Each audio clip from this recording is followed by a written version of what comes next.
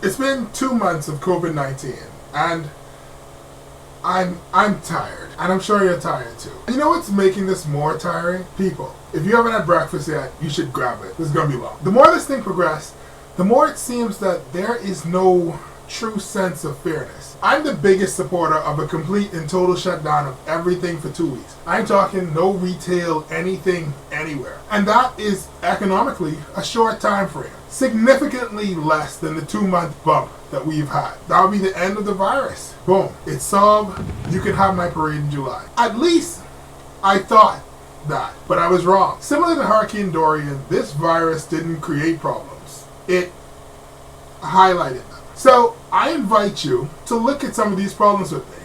Problem number 1. Government, what the were you thinking? Listen, I love the no alcohol. It let me be all self-righteous and lord over people. Alcohol is for the weak. That's because alcohol is not my drug of choice. My drug of choice is cheese, which some may argue puts me deeper in the high-risk category for contracting corona. What do they know? But had the government said no cheese or dairy-based products, I would have been right there with everybody else buying feta and goat cheese from the back door mahogany house. And that's the problem. Alcohol was illegal to sell for a very long time, but if you lived out west or had the means to go to the tip of the island, you could buy bottles of wine with your credit card and even get it packed in like environmentally friendly bags. There was clearly a line of some people can do this and some can't. And the issue is, how was that line drawn? Color? Class? Citizenship? I honestly don't know, so I'm forced to guess. Currency. People in the ghetto were being fined for selling non-essential alcohol, and lo and behold, rich people were doing the same thing. In all fairness, there are options. Option A. Everyone who is guilty of selling alcohol during this time should be fined, and those who have a lot of money, imprisoned. Option B. No one is fined or imprisoned, and the persons who were fined have their funds and their product returned. And then option C. Have one set of rules for one group and another set of rules for another group. And then turn around and wonder why everybody's complaining about being treated unfairly. And if it was just alcohol, that would still be a problem. But it's not just alcohol. Looking at the various reasons that persons were arrested during the curfew, some of them are silly. Somebody was selling coconuts on the side of the road, or somebody went to get water to bathe, or somebody went to buy weed. Really? Weed? Okay. Now, you know what? Alright.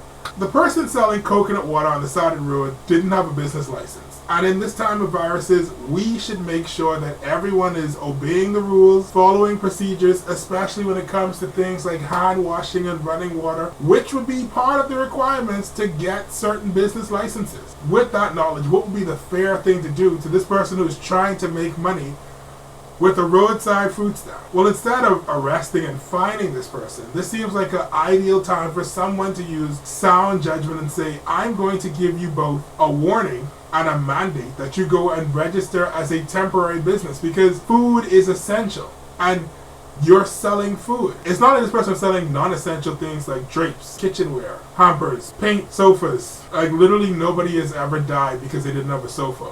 Then you have the 2 men who were arrested for getting water from a pump in their neighborhood to bathe. So many issues of inequality. Why are people still living in buildings without running water?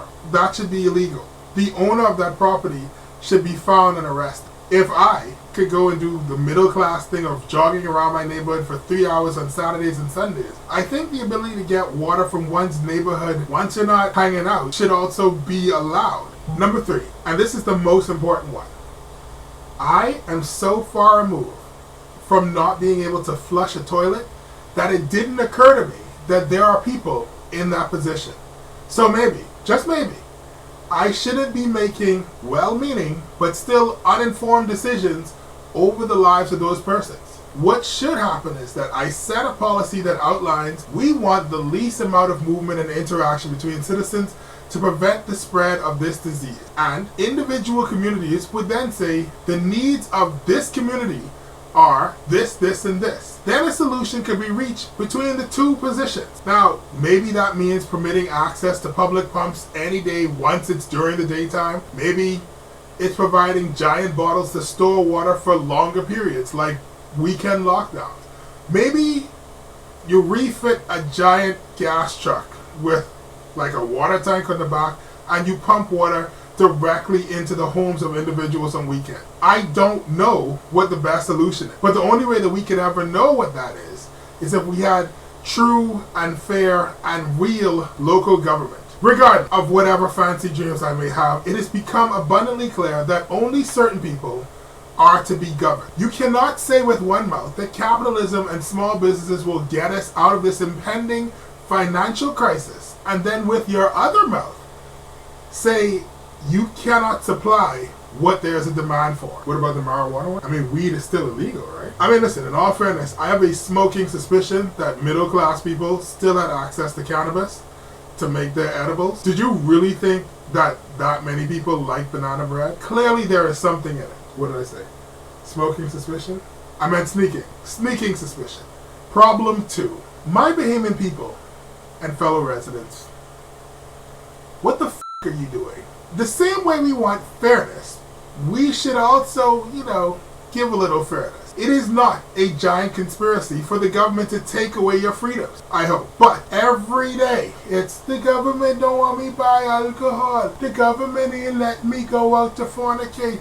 The government won't let me hold religious services with more than 10 people, and how I can raise tithes to pay for all of this with only 10 people. 10 people ain't even gonna cover the choir.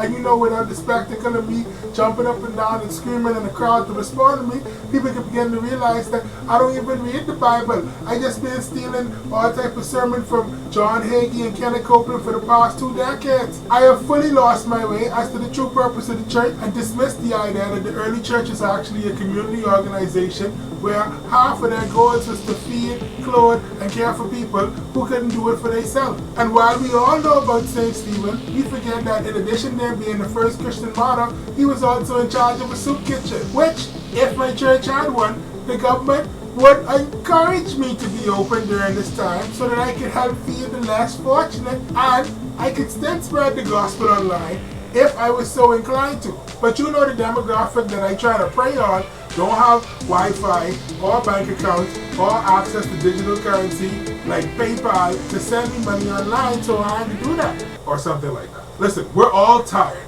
and over this, but everything is not a conspiracy against you. Yes, there are a lot of policies that have holes in them. Wearing a mask is not one of them. You don't have to wear a mask. You just have to stay home. Yes, a mask is hard to wear all day, hence why we respect the persons who are wearing them all day just so that you can have a hot and ready pizza. Think of a mask as scuba gear. It is uncomfortable to wear scuba gear underwater, but if it ever becomes too much, you can always get out of the water and go home. Stop crying wolf. People think that the native tongue of the Bahamian is English. It's not. It's complaining. He said complaining about it. When two Bahamians meet each other in public and they don't know each other, you know how they often start a conversation? Boy, this government. Boy, this weather. Boy, these Haitians. Half the time, the thing that you're complaining about isn't the issue. Rarely it's the issue. The issue is often something deep and troubling that you can't control. But you can't complain about this other thing. However, if you keep on doing that, then you are going to frustrate the people who are trying to help you. Because you're complaining that they should do more testing. Well, that costs money. And what do you want? Money that you're getting through NIB or a 6-inch Q-tip in your nose? Because honestly, we can't afford both for everyone. Unless you have a solution. If you do, please feel free to share. Second problem is when real issues come up, no one cares or holds on to them because it's just in our nature to complain about every little thing. Yes, women and children are being abused in their houses while it's on lockdown, but it'll blow over like everything else. So I'm not going to be incensed enough to demand shelters or mandatory counseling for everyone in the country because we're all going through a traumatic, horrific, stressful time. I'm going to treat it on the same level as the fact that there are no anchovies being brought into the country, because to me, that's essential. Next video, we will address a less agonizing topic than COVID-19, hurricane season, and the people who haven't recovered since Dorian. How is that less traumatic?